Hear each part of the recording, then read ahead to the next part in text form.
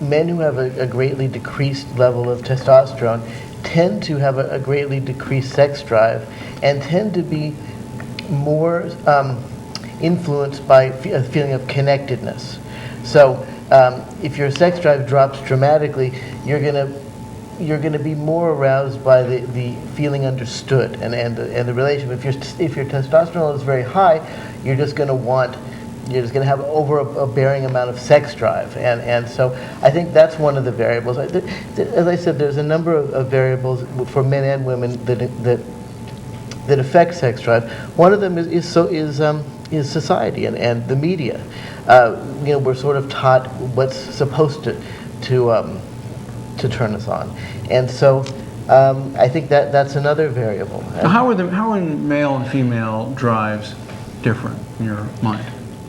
Well, I think men's sex drives tend to be more visual, and I think women's sex drives tend to be more emotional. If I had to make, a generalization, there's great exception to this. Brad Pitt would be the great exception. If Brad Pitt looked like Magilla Gorilla, he wouldn't be quite as popular. Yeah, so the next time we're making arrangements to have Brad Pitt host the show. That's a good idea. Okay. We're there. You mentioned something on your website, and I see how the women just really just agreed to that. You mentioned something on your website, and I want to ask you about it.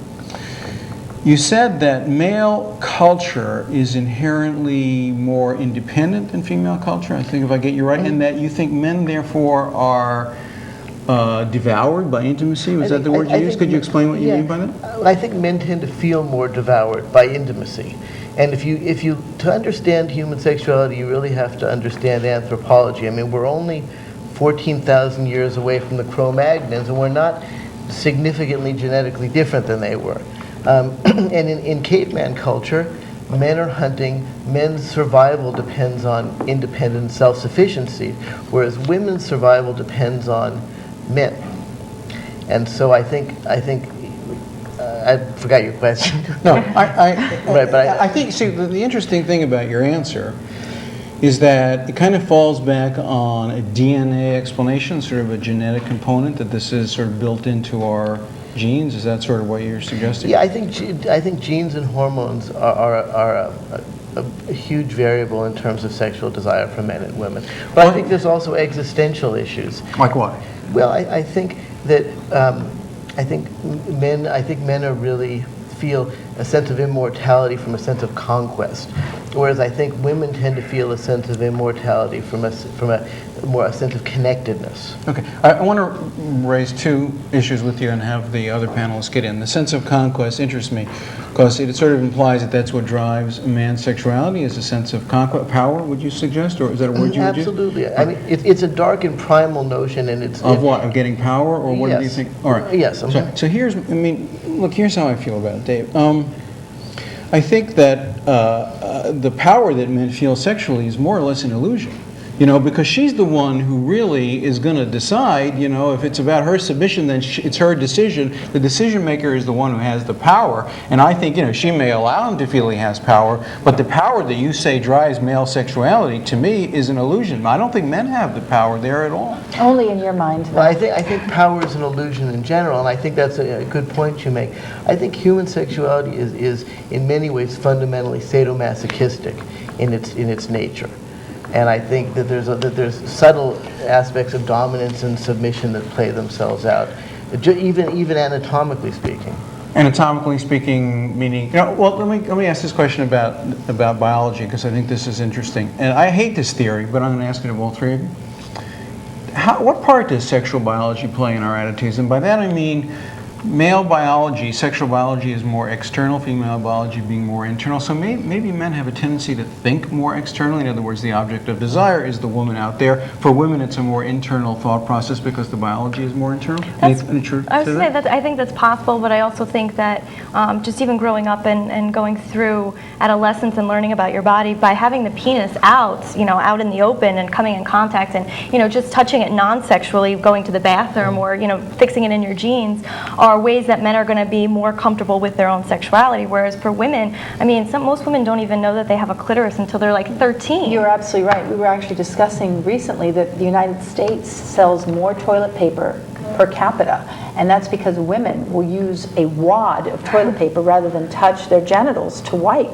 And it's absurd. A lot of women still don't know what a true clitoral orgasm is, even a vaginal orgasm. But if I just might want to touch on something you said, it's 7-year itch. Cycles, according to biologists and anthropologists, was 7 years is what long it took for a woman to raise an infant so that it could be then self-sufficient. And so for 7 years, she had to keep that man around.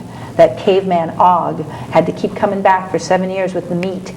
And so maybe that's why women had to be desirable for 7 years. No, you know what it is? Here's what I think it is. I think there's a reason why women want to be desired. I don't think it's very mysterious, and I don't think it's all about DNA.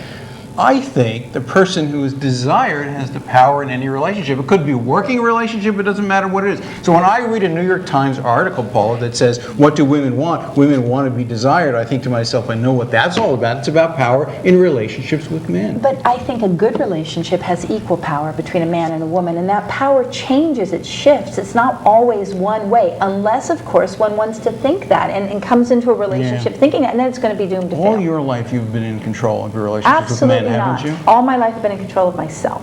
Okay. Let me ask you about And hurt by men, I might add. You want to talk about that? No.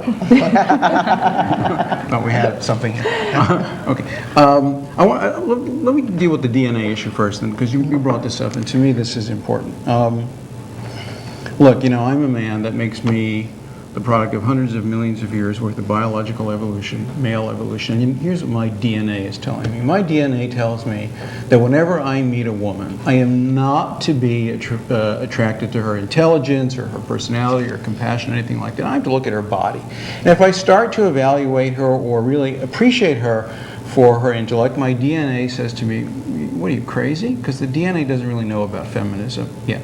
But here's what I've learned, and I honestly think men have learned this more than women. It's just my bias here. But I think that I've learned, we can actually have conversations with our DNA. We can, hundreds of millions of years worth of biochemical scripting notwithstanding, we can modify the script. And I can come to learn to appreciate women for their entire humanity. I think women still appreciate men for what we give them, either in terms of security or affirmation of their attractiveness. I want women to go have a conversation with their DNA and appreciate men just for the fact that we're male human beings. Doesn't he simplify women? I know, that's very simple. It's very simplified, Mel. It would work very nicely that way because you're right. The woman would be attracted to once upon a time the big, strong male who could kill the most saber-toothed No, I think tigers. it's still that way. Well, women want wealthy men. Why Yes, not? that's Why right. not? Go But and have a conversation who's with the- your DNA and come back But if when you that can were the appreciate men case, for who they are. How come Bad Luck Schleprock has a wife? And how come the toothless fat guy has a wife? If Bad that Luck were all- Schleprock is in divorce court, paying alimony and child But he support. did get a wife, and he Yes, held on and to her he's long enough to regretting- get and child he's support. regretting the day. It's so simplistic. It's insane. Yeah, I wouldn't say all women are like this. I think, yeah, you have a population of women that still kind of subscribe to that. But, I think some of the women that I know and some of my friends, I mean, this time you have women, in this day and age, you have women who have their own jobs and own their own homes and really don't need a man to provide them with toys. security. Do you think that women are, because you touched on something, I think it's important, and we talked before the show, you mentioned this also.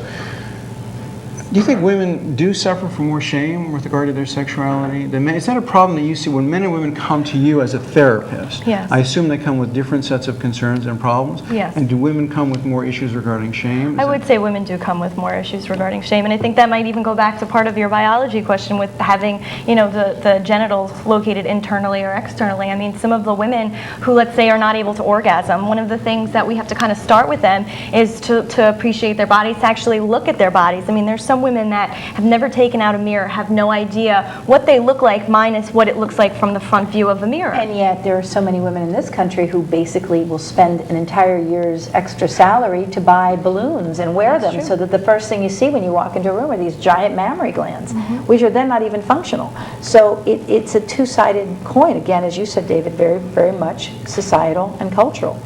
Right, but I think hormones make you want to manifest your sexuality in some kind of way, and I think what it is you're attracted to is culturally relative, but the fact that there needs to be an object is hormonal and genetic. So, you said you thought sexuality had a lot to do with sadomasochism. I think it has to do with intimacy mostly, yeah, or not? Well, I think intimacy and sadomasochism aren't mutually exclusive. Well, I think they are. How can they not be? Intimacy is about closeness. It's not about control, and power is about connecting emotionally with another person and surrender.